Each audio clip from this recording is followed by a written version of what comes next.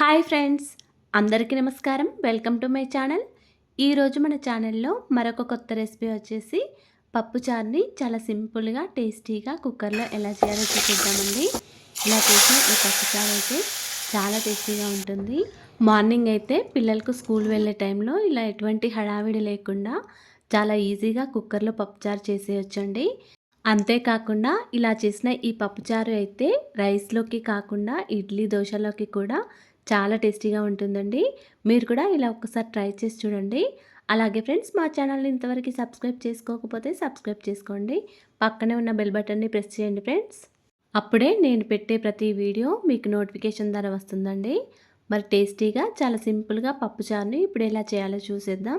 పప్పుచారు చేయడానికి ముందుగా ఒక కుక్కర్ తీసుకొని ఇందులోకి ఒక 100 గ్రాముల వరకు పప్పును వేసుకోవాలండి. కందిపప్పును వేసుకోవాలి. ఈ కందిపప్పును ఒక 2-3 సార్లు శుభ్రంగా వాటర్తో కడుక్కొని దీనిలో తగినన్ని వాటర్ వేసుకోవాలండి. తర్వాత దీనిలో కొద్దిగా పసుపు, ఒక 2 టీ స్పూన్ల వరకు ఆయిల్ వేసుకోవాలి. ఆయిల్, పసుపు వేసిన తర్వాత కుక్కర్ మీద మూత పెట్టుకొని స్టవ్ ఆన్ చేసుకొని స్టవ్ మీద పెట్టుకోండి. ఒక 6 విజిల్స్ వచ్చే వరకు ఉంచుకోండి. తర్వాత ఒక గిన్నెలో ఒక 30 గ్రామ్స్ వరకు చింతపండును వేసుకొని చింతపండును ఒక 2-3 సార్లు శుభ్రంగా కడుక్కొని తగినన్ని వాటర్ వేసుకొని చింతపండు నానబెట్టుకొని ఉంచుకోండి.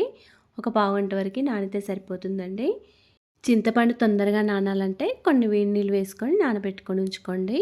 తర్వాత స్టవ్ ఆన్ చేసుకొని ఒక చిన్న ప్యాన్ పెట్టుకొని ఇందులోకి ఒక పావు టీ స్పూన్ వరకు జీలకర్ర, ఒక పావు టీ స్పూన్ వరకు మెంతులు వేసుకొని కొద్దిగా ఫ్రై చేసిన తర్వాత ఒక 2 టీ స్పూన్ల వరకు ధనియాలు వేసుకొని కొద్దిగా ఫ్రై చేసుకోండి. ఇవి ఇలా లైట్గా ఫ్రై చేసిన తర్వాత స్టవ్ ఆఫ్ చేసుకొని ఒక చిన్న మిక్సీ జార్లో వేసుకొని మెత్తగా గ్రైండ్ చేసుకోండి. ఈ పొడిని పక్కకు పెట్టుకోండి. తర్వాత మనం ఉడకబెట్టుకున్న పప్పుని కుక్కర్ విజిల్లోని మొత్తం గాలిపోయే వరకు ఉంచుకొని మూత తీసేసి చూసుకోవాలి. పప్పు మెత్తగా ఉడికిందో లేదో చూసుకోవాలండి. పప్పు మెత్తగా ఉడకకుంటే మళ్ళీ ఒక 2-3 విజిల్స్ పెట్టుకోండి. స్టవ్ ఆన్ చేసుకొని పప్పుని ఇలా గరిటెతో మెత్తగా స్మాష్ చేసుకోండి. ఇలా గరిటెతో పప్పుని మెత్తగా అయ్యే వరకు చేసుకున్న తర్వాత దీనిలోకి ఒక 3-4 పచ్చిమిర్చి ఇలా సన్నగా పొడుగ్గా కట్ చేసుకొని వేసుకోవాలి. ఒక పెద్ద సైజు ఆనియన్ కూడా ఇలా సన్నగా కట్ చేసుకొని వేసుకోవాలి. నేనైతే ఇక్కడ సొరకాయ ముక్కలు కూడా వేస్తున్నానండి. మీ దగ్గర లేకుంటే వేసుకోకుండా పర్లేదు. అదేవిధంగా ఒక టమాటా, కొంచెం కరివేపాకు కూడా వేసుకోవాలి. అన్నీ వేసిన తర్వాత మనం చింతపండులో నుంచి తీసిన చింతరసాన్ని కూడా వేసుకోవాలండి. ఈ చింతపులుసును వేసిన తర్వాత దీనిలోకి ఒక టీ స్పూన్ వరకు కారం, రుచికి తగినంత సాల్ట్ని వేసుకోవాలి. ఒక 2 టీ స్పూన్ల వరకు సాల్ట్ని వేసుకున్న తర్వాత దీనిలోకి మనం గ్రైండ్ చేసుకొని పెట్టుకున్న ధనియాల పొడిని వేసుకోవాలి. తర్వాత దీనిలోకి కొన్ని వాటర్ కూడా వేసుకోవాలండి. దీనిలో కొద్దిగా కొత్తిమీరని కూడా వేసి మొత్తం అంతా కూడా ఒకసారి బాగా కలుపుకోవాలి. మీ పులుపు తగ్గట్టు మీరు వాటర్ని అడ్జస్ట్ చేసుకోండి. మీకు పప్పుచారు కొద్దిగా తిక్కుగా కావాలనుకుంటే వాటర్ని తక్కువగా వేసుకోండి. కొంచెం పలచగా కావాలనుకుంటే వాటర్ని ఎక్కువైనా వేసుకోవచ్చు. ఇలా అన్నీ వేసిన తర్వాత కుక్కర్ మీద మూత పెట్టుకొని మళ్ళీ ఒక 2-3 విజిల్స్ వచ్చే వరకు ఉంచుకోండి. తర్వాత స్టవ్ ఆఫ్ చేసుకోండి. ఇక్కడ నేనైతే ఒక 2 విజిల్స్ తర్వాత చూపిస్తున్నానండి. మనం వేసిన ధనియాల పొడి, మెంతి పొడితో ఈ పప్పుచారు అయితే ఇల్లంతా స్మెల్ చాలా బాగుందండి. మీరు కావాలనుకుంటే ఇందులోకి ఆలు, క్యారెట్, బెండకాయ, వంకాయ కూడా ఇవన్నీ కూడా వేసుకోవచ్చండి. తర్వాత ఈ పప్పుచారుని పోపు వేయడానికి స్టవ్ ఆన్ చేసుకుని ఒక కడాయి పెట్టుకొని ఇందులోకి ఒక టేబుల్ స్పూన్ వరకు ఆయిల్ వేసుకోవాలి. ఆయిల్ వేడైన తర్వాత దీనిలోకి ఒక టీ స్పూన్ వరకు జీలకర్ర ఆవాలు, ఒక 2-3 ఎండుమిర్చి, ఒక 4-5 వెల్లుల్లి రెబ్బలు ఇలా కొద్దిగా క్రష్ చేసి వేసుకోండి.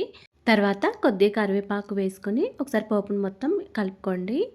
తర్వాత దీనిలోకి కొద్దిగా పసుపు వేసి పోపును మొత్తం ఒకసారి కలుపుకొని చివరిగా కొద్దిగా ఇంగువ కూడా వేసుకోండి. ఈ పోపులో ఇంగువ స్మెల్ చాలా బాగుంటుందండి. ఇలా ఇంగువ వేసిన తర్వాత మొత్తం అంతా కూడా ఒకసారి బాగా కలిపి ఈ పోపును మొత్తం పప్పుచారులో వేసుకోవాలి. పోపునంతా కూడా పప్పుచారులో వేసిన తర్వాత మొత్తం అంతా కూడా ఒకసారి కలుపుకోవాలి. మీకు పప్పుచారు ఏమైనా తిక్కుగా అనిపిస్తే కొన్ని వాటర్ వేసుకోండి. అంతేనండి, ఎంతో టేస్టీగా సింపుల్గా చేసుకునే పప్పుచారు కుక్కర్లో ఎలా చేయాలో చూసారు కదా. మీరు కూడా ఇలా ఒకసారి ట్రై చేసి చూడండి. చాలా టేస్టీగా ఉంటుంది, ఈజీగా అయిపోతుందండి. ఇలా చేసిన ఈ పప్పుచారు అయితే రైస్లోకే కాకుండా ఇడ్లీ, దోశ, వడ లాంటివి టిఫిన్స్లోకి కూడా చాలా టేస్టీగా ఉంటుందండి. అలాగే ఫ్రెండ్స్, మా ఛానల్ని ఇంతవరకు సబ్స్క్రైబ్ చేసుకోకపోతే సబ్స్క్రైబ్ చేసుకోండి.